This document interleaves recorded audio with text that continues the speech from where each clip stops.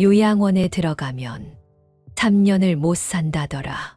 한밤중 또다시 이런 생각에 잠을 설쳤어요.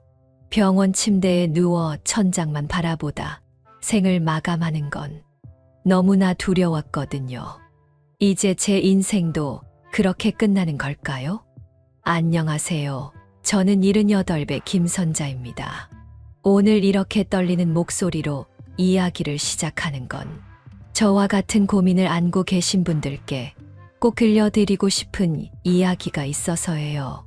선자 씨, 이제 혼자 살기는 무리일 것 같아요. 요양원을 알아보는 게 어떨까요? 한 달 전 복지관 친구의 이 한마디가 저를 완전히 무너뜨렸어요. 남편과 사별하고 혼자 살아온 5년. 그동안 제가 얼마나 지독한 외로움과 싸워왔는지, 몇 번이나 아파도 혼자 끙끙 앓았는지.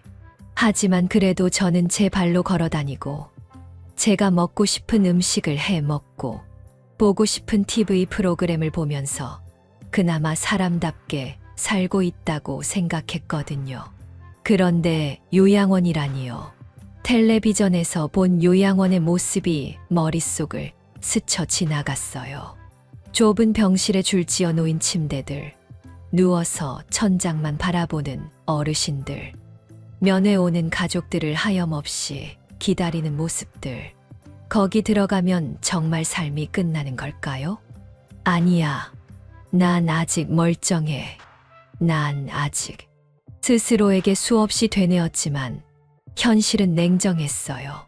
얼마 전 허리 디스크로 2달을 앓으면서 혼자 살기가 얼마나 힘든지 뼈저리게 느꼈거든요. 화장실 가는 것조차 힘들어서 밤새 이불에 눈물을 적시던 날들.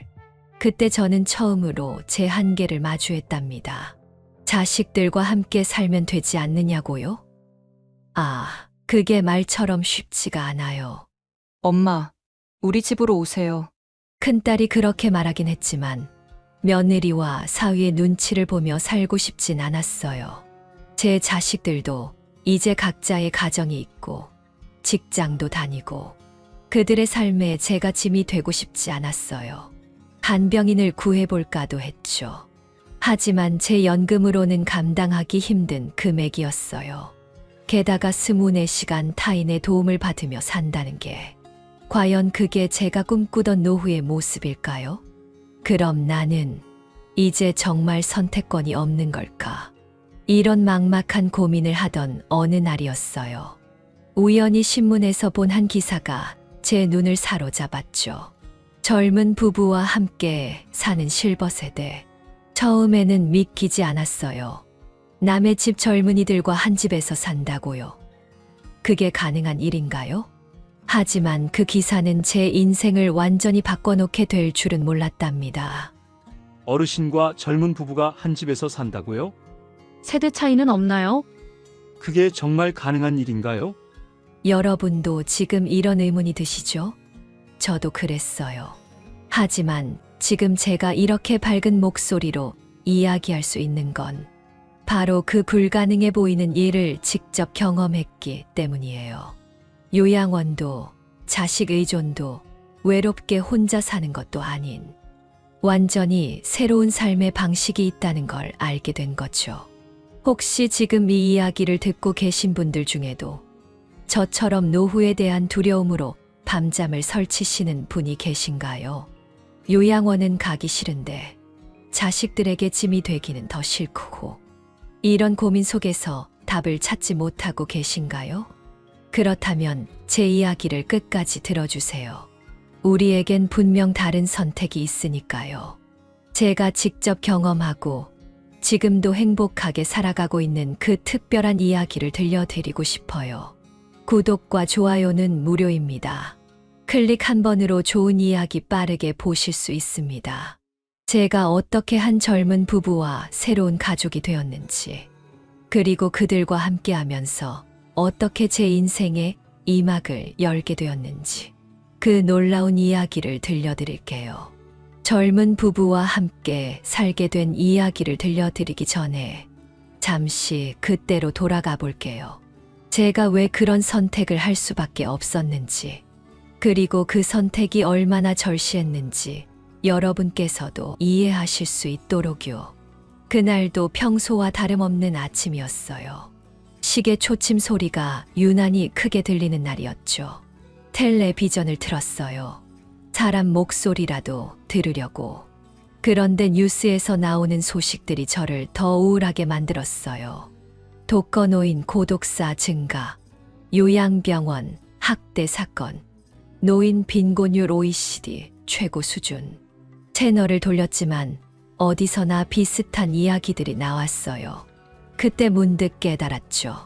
이게 남의 이야기가 아니라 바로 제 이야기가 될 수도 있다는 걸요. 실제로 제 주변에서도 이미 그런 일들이 일어나고 있었거든요.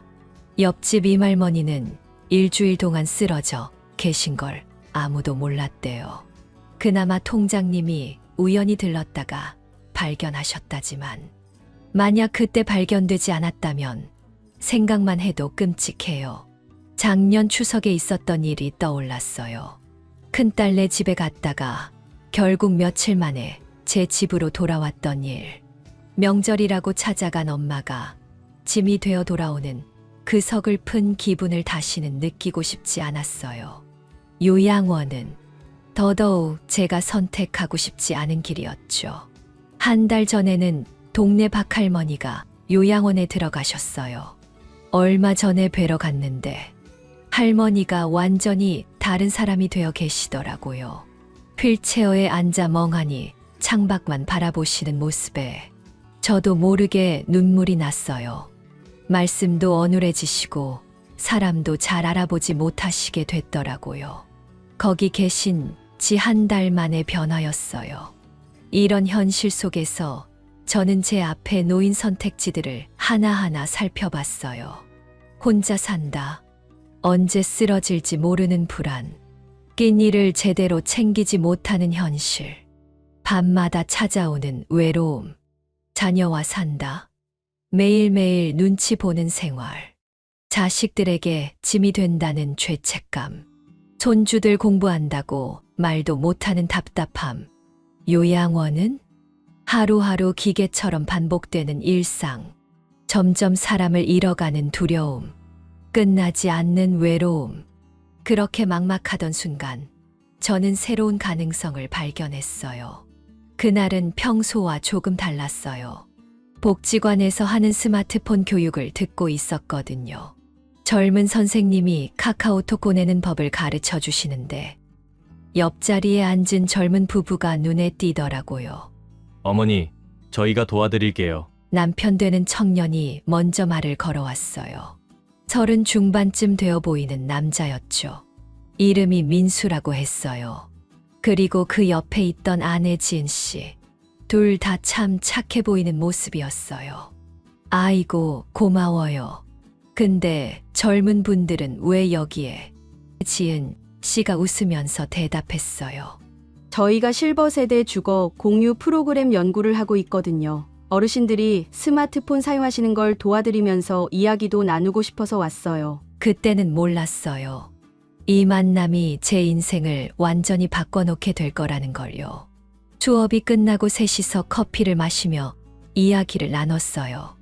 요즘 젊은 사람들은 집값이 너무 비싸서 힘들어요. 그런데 어르신들은 큰 집에 혼자 사시는 경우가 많더라고요. 서로 도움이 될 수 있지 않을까 생각했어요. 민수 씨의 설명을 들으면서 가슴이 뛰기 시작했어요.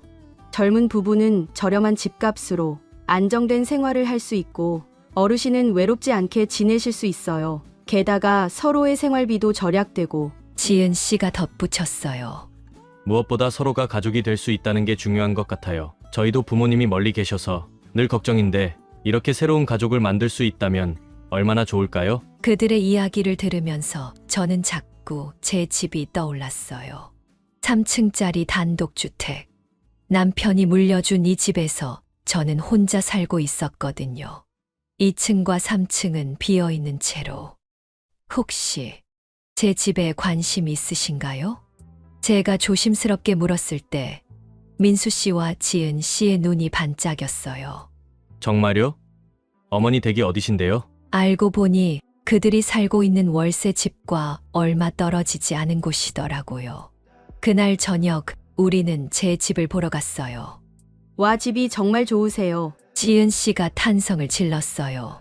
오래된 집이지만 반듯하게 관리된 모습에 두 사람 모두 만족스러워 보였죠. 저희가 2층에 살고 어머니는 1층에 계시면 서로 독립적인 공간도 있고 필요할 때는 언제든 도움을 주고받을 수 있을 것 같아요. 민수 씨의 말에 저도 고개를 끄덕였어요. 하지만 한편으로는 걱정도 됐죠. 근데 정말 괜찮을까요? 젊은 사람들하고 나이 든 사람하고 같이 살면. 그때 지은 씨가 제 손을 잡았어요. 어머니, 저희도 처음에는 조심스러웠어요. 하지만 이미 이런 방식으로 살고 계신 분들을 연구하면서 알게 됐어요. 서로를 이해하고 배려하면 오히려 더 좋은 가족이 될 수 있다는 거요. 민수 씨도 덧붙였어요. 저희가 연구하면서 본 사례들 중에는 정말 성공적인 경우가 많았어요. 어르신은 든든한 이웃이 생기시고 저희 같은 젊은 부부는 집 걱정을 덜 수 있고 무엇보다 서로에게 의지가 되는 새로운 가족이 생기는 거죠. 그렇게 우리의 첫 만남은 자연스럽게 다음 단계로 이어졌어요.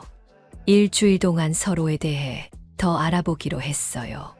민수 씨와 지은 씨는 자신들의 직장과 생활 방식을 자세히 설명해 주었고, 저도 제 생활 방식을 솔직하게 이야기했죠. 그리고 서로에 대한 신뢰가 쌓이면서 우리는 한 가지 큰 결심을 하게 됐어요. 바로 새로운 가족이 되어보기로 한 거죠. 하지만 그 과정이 쉽지만은 않았어요. 첫날부터 예상치 못한 일이 있었어요. 저녁 준비를 하려고 부엌에 들어갔는데 지은 씨가 먼저 와 있더라고요. 민수 씨는 냄비를 들고 지은 씨는 채소를 썰고 있었어요. 순간 눈시울이 붉어졌죠. 얼마 만에 누군가와 함께 부엌에 있는 건지. 하지만 현실은 늘 생각과 달랐어요. 일주일쯤 지났을까. 첫 번째 고비가 찾아왔어요. 제가 아침 일찍 청소기를 돌리고 있었거든요. 평소처럼 새벽 6시에 일어나서요. 어머니, 지은 씨가 조심스럽게 찾아왔어요. 저희가 보통 늦게 자서 아침에 청소기 소리가 아차 싶었어요. 젊은 사람들은 생활 방식이 다르다는 걸 깜빡했네요. 민수 씨는 회사에 다녀서 늦게 퇴근하고 지은 씨는 작가라 늦게까지 일할 때가 많다고 했었죠. 그날 저녁 우리는 첫 가족 회의를 했어요. 청소는 저녁에 하고 대신 저희가 어머니 아침 산책에 같이 가도 될까요? 이렇게 하나씩 서로를 배워갔어요. 지은 씨는 제가 김치 담그는 걸 배우고 싶어 했고, 저는 그 아이한테 카카오톡 보내는 법을 배웠죠. 민수 씨는 주말마다 고장난 것들을 고쳐주었어요. 내가 못 박는 것도 어려워하는데 젊은 사람들은 뭐든 잘하더라고요. 특히 기억에 남는 건 제 생일날이에요. 어머니, 잠깐 나와보세요. 현관문을 열었더니 작은 케이크와 꽃다발을 들고 있더라고요. 어머니가 있어서 정말 행복해요. 이제 저희가 어머니 가족이 되어도 될까요? 그 말에 저는 참았던 눈물을 터뜨리고 말았어요. 서로 다른 세대가 한 지붕 아래 산다는 게 쉽지만은 않았어요. 식습관도 다르고 생활 방식도 달랐으니까요. 지은 씨는 채식을 선호했고 저는 고기를 좋아했어요. 민수 씨는 주말에도 일할 때가 있었고 저는 일요일엔 꼭 교회에 가고 싶어 했죠. 하지만 우리는 다름을 인정하는 법을 배웠어요. 서로를 이해하려 노력하다 보니 오히려 실제 가족보다 더 가까워진 것 같아요. 자식들한테는 말 못할 고민도 지은 씨한테는 털어놓게 되고 민수 씨는 마치 친아들처럼 저를 챙겨주었죠. 어머니, 병원 가실 때 제가 모시고 갈게요. 아니야, 너희 바쁠 텐데. 어머님, 저희도 어머니가 계셔서 든든해요. 이제 서로 의지하면서 살아요. 실제로 경제적으로도 도움이 됐어요. 그들이 내는 월세로 제 생활비가 해결됐고 공과금도 같이 내니 부담이 줄었죠. 무엇보다 더 이상 외롭지 않았어요. 아침에 일어나면 현관에서 어머니, 다녀오겠습니다. 하는 인사가 들리고 저녁이면 어머니, 오늘 저녁 뭐 드셨어요? 하고 안부를 물어오는 목소리. 그저 새들어 사는 관계가 아니라 진짜 가족이 된 것 같았어요. 물론 아직도 배워가는 중이에요. 서로의 생활 습관이나 가치관의 차이를 이해하고 받아들이는 게 하루아침에 되는 건 아니니까요. 하지만 한 가지 확실한 건 우리 모두 이 선택을 후회하지 않는다는 거예요. 오히려 매일매일이 새로운 발견의 연속이에요. 젊은 세대의 생각을 배우고 그들은 저의 경험에서 지혜를 얻고 나이 차이가 문제가 되기는커녕 오히려 서로에게 특별한 선물이 되어주고 있답니다. 어머니, 저희 다음 달에 아기가 생길 것 같아요. 지은 씨의 말에 저는 잠시 숨이 멎는 것 같았어요. 함께 산 지 6개월, 이제 막 서로에게 적응되었다고 생각했는데 아기라니. 갑자기 많은 생각이 스쳐 지나갔어요. 아기가 태어나면 이 평화로운 일상이 깨지는 건 아닐까? 아기 울음소리가 시끄러우면 어쩌지? 내가 방해가 되는 건 아닐까? 그날 밤 잠을 이루지 못하고 뒤척이다가 문득 떠올랐어요. 제가 지금 새로운 가족이라고 생각했던 게 진정한 가족이었나 하는 생각이 든 거죠. 다음 날 아침 용기를 내서 지은 씨를 찾아갔어요. 지은아, 할머니가 걱정이 돼서 그러는데 제 말이 채 끝나기도 전에 지은 씨가 제 손을 잡더라고요. 어머니, 저희도 고민이 많았어요. 하지만 어머니가 계시다는 게 얼마나 큰 힘이 되는지 아세요? 아기를 키우는데 어머니의 경험과 지혜가 꼭 필요해요. 민수 씨도 퇴근 후에 이야기를 나눴어요. 어머님, 저희가 맞벌이를 해야 하는데 어머님께서 아기를 봐주신다면 그것보다 더 큰 신뢰와 안정이 어디 있을까요? 그렇게 우리는 또 하나의 변화를 준비하게 됐어요. 물론 새로운 문제들도 있었어요. 지은 씨 친정어머니가 오셨을 때는 조금 어색했죠. 서로 조심스러워하면서도 한편으로는 견제하는 듯한 그런 미묘한 긴장감이 있었어요. 하지만 그때도 지은 씨가 중심을 잡아줬어요. 두 분 다 제 엄마세요. 친정엄마가 와 계실 때는 같이 이야기도 나누고 서로의 지혜를 나누면 좋지 않을까요? 그 말에 저도 지은 씨 어머니도 웃음이 났어요. 우리는 서로의 영역을 존중하면서도 함께하는 법을 배워갔죠. 또 다른 고비는 경제적인 부분이었어요. 아기가 생기면서 지은 씨의 수입이 줄어들 것 같다고 했어요. 월세를 조금 줄여달라고 하더라고요. 처음에는 저도 걱정이 됐어요. 하지만 우리 이렇게 하면 어떨까? 제가 제안을 했어요. 월세는 좀 줄이되 대신 내가 아기를 봐줄 테니 보육비 부담을 덜어줄게. 그리고 새 식구가 먹을 반찬은 내가 만들어줄게. 민수 씨가 감동한 눈으로 쳐다보더라고요. 이렇게 우리는 서로의 필요를 채워주면서 더 끈끈한 가족이 되어갔어요. 낯선 길을 걸어가는 것 같았지만 한 걸음 한 걸음 내디딜 때마다 확신이 들었어요. 이게 바로 진정한 가족의 모습이구나 하고요. 물론 처음부터 완벽할 순 없어요. 우리도 시행착오를 겪었고 지금도 계속 배워가는 중이에요. 제가 이렇게 자세히 말씀드리는 건 혹시 이런 선택을 고민하시는 분들께 도움이 되길 바라서예요. 여러분도 충분히 새로운 가족을 만들어갈 수 있어요.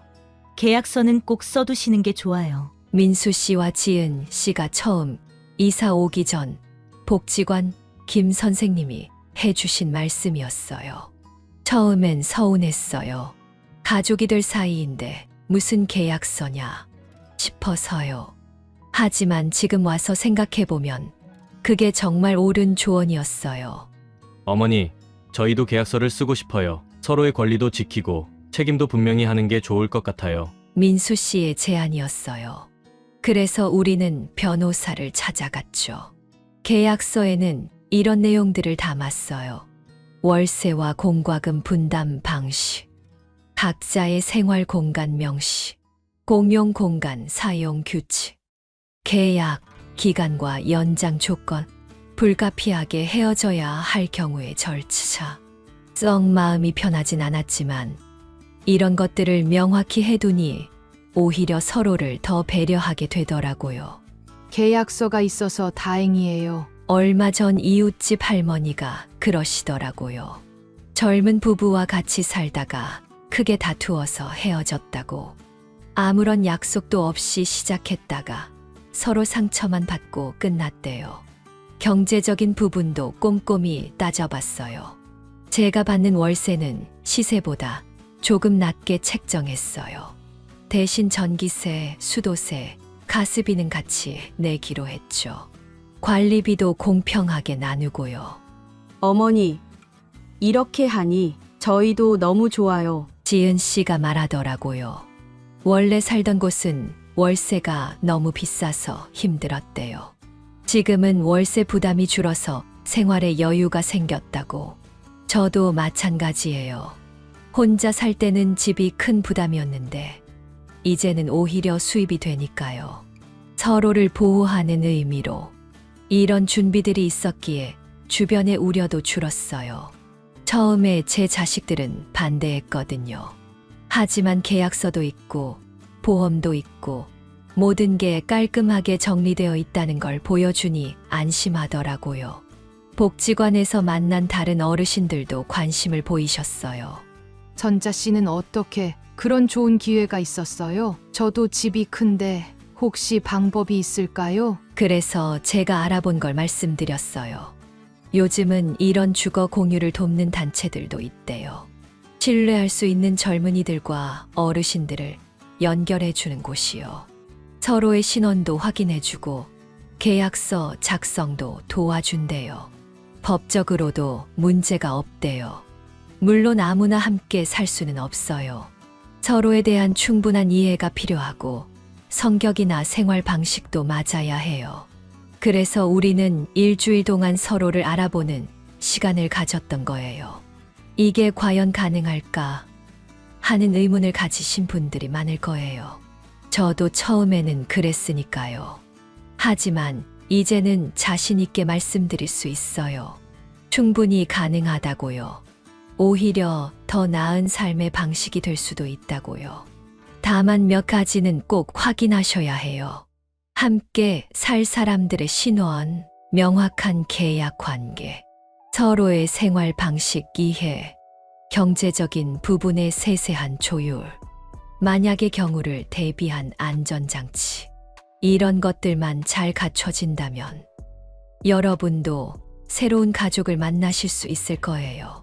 지은 씨의 배가 불러올수록 그 안에서 자라는 아기가 더욱 소중하게 느껴지네요. 오늘은 제가 여러분께 이야기하고 싶은 게 있어요. 바로 우리가 이렇게 살면서 발견한 특별한 행복들이에요. 첫 번째는 일상의 따뜻함이에요. 어머니, 이거 드셔보세요. 회사 앞에서 산 귤인데 엄청 달아요. 지은아, 내가 네가 좋아하는 무염김치 담가놨어. 입덧할 때 먹으면 좋대. 이런 소소한 대화가 오가는 게 얼마나 행복한지 몰라요. 텔레비전 소리에 의지하던 제 저녁 시간이 이제는 이렇게 달라졌어요. 두 번째는 서로에 대한 책임감이에요. 어머니, 오늘 늦으실 것 같다고 하셨죠? 제가 저녁 차려놓을게요. 민수야, 퇴근길에 비 온대. 우산 가져가. 누군가를 걱정하고 또 누군가가 나를 걱정해주는 이 느낌. 실제 가족보다 더 세심하게 서로를 살피게 되는 것 같아요. 세 번째는 새로운 배움이에요. 어머니, 이게 뭐예요? 이건 우리 어릴 때 즐겨 먹던 막장이야. 내가 어떻게 만드는지 알려줄게. 저도 제가 아는 건 알려드릴게요. 어머니 스마트폰으로 영화 보는 법 알려드릴까요? 서로 다른 세대가 만나서 생기는 새로운 발견들. 이게 우리를 더 젊고 활기차게 만들어주는 것 같아요. 네 번째는 안정감이에요. 어머니, 저희가 있잖아요. 걱정하지 마세요. 그래, 너희가 있어서 참 든든해. 요양원을 걱정하던 제가 이제는 제 집에서 새로운 가족들과 함께 늙어갈 수 있다는 안정감을 느껴요. 그들에게 짐이 되는 게 아니라 서로에게 필요한 존재가 되었다는 게 얼마나 감사한지 몰라요. 5번째는 삶의 활력이에요. 어머니, 주말에 우리 시장 구경 가요. 지은아, 오늘은 내가 너희 친구들 초대해서 된장찌개 끓여줄까? 예전에는 하루하루가 똑같이 흘러갔는데 이제는 매일이 새로워요. 새로운 계획을 세우고 함께 무언가를 하는 재미가 생겼어요. 특히 기억에 남는 건 지난 추석이에요. 민수 씨 어머님이 송편 빚는 비법을 알려주시고 제가 또 제가 아는 비법을 알려드리고 지은 씨는 그걸 영상으로 찍어서 가족 단톡방에 올렸더니 제 딸들도 다음에는 꼭 같이 하자고 하더라고요. 우리의 행복이 다른 가족에게도 전해지는 것 같아요. 어머니 덕분에 저희가 이렇게 좋은 집에서 살 수 있어서 감사해요. 아니야. 너희 덕분에 내가 더 행복해졌어. 서로에게 고마움을 느끼는 이 마음. 이게 바로 진정한 가족의 모습이 아닐까요? 피가 섞이지 않아도 충분히 가족이 될 수 있다는 걸 우리는 매일매일 증명하고 있어요. 특히 곧 태어날 아기는 처음부터 이 특별한 가족의 일원으로 자라날 거예요. 할머니가 둘이나 있는 아기, 얼마나 행복할까요? 나이 차이도 혈연 관계가 없다는 것도 전혀 문제가 되지 않아요. 오히려 그런 다름 때문에 우리는 더 조심스럽게, 더 진심을 다해 서로를 배려하는 법을 배웠으니까요. 이제 저는 여러분께 몇 가지 질문을 드리고 싶어요. 잠시 눈을 감고 생각해 보시겠어요? 여러분은 지금 어떤 노후를 꿈꾸고 계신가요? 나는 요양원에 가기 싫어. 자식들에게 부담 주고 싶지 않아. 혼자 살다가 쓰러지면 어쩌지? 이런 생각들 저도 했었어요. 하지만 이제는 달라요. 아침에 눈을 뜨면 들리는 발자국 소리. 어머니, 다녀오겠습니다. 저녁이면 들려오는 부엌의 소란스러운 소리. 어머니, 오늘은 제가 김치찌개 끓여볼게요. 그리고 곧 태어날 우리 손주의 울음소리까지. 제 집은 이제 생기로 가득해요. 여러분도 할 수 있어요. 나이 든 사람과 같이 살면 힘들지 않을까? 세대 차이가 너무 크지 않을까? 서로 맞지 않으면 어쩌지? 걱정되시죠? 그럴 수 있어요. 저도 그랬으니까요. 하지만 이런 것들이 중요해요. 서로를 알아가는 시간을 충분히 가지세요. 계약서로 서로의 권리를 보호하세요.